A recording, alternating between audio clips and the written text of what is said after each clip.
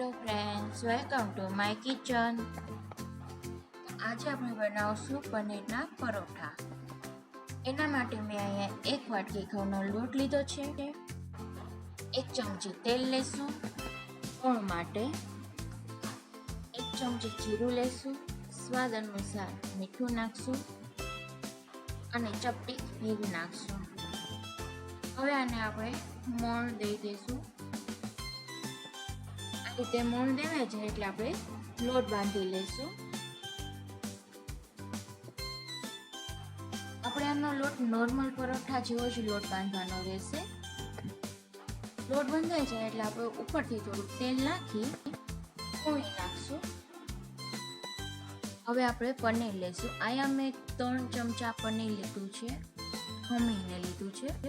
1 ચમચી મરીનો ભૂકો નાખશું અને થોડીક કસ્તુરી મેથી નાખશું અને સ્વાદ અનુસાર મીઠું નાખશું.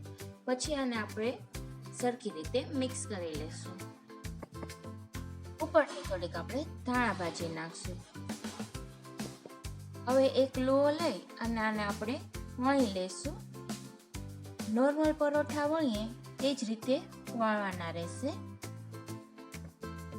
વણાઈ જાય ત્યારબાદ આપણે આમાં 1 ચમચી સ્ટફિંગ નાખશું અને પાછું આપણે આને વણી લેવાનું છે.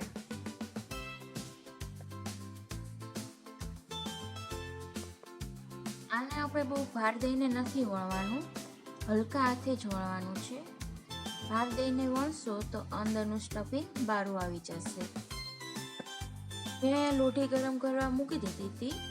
આપણે હવે પરોઠું શેકી લઈશું. મેં અહીંયા ઘી નાખીને પરોઠું શેક્યું છે.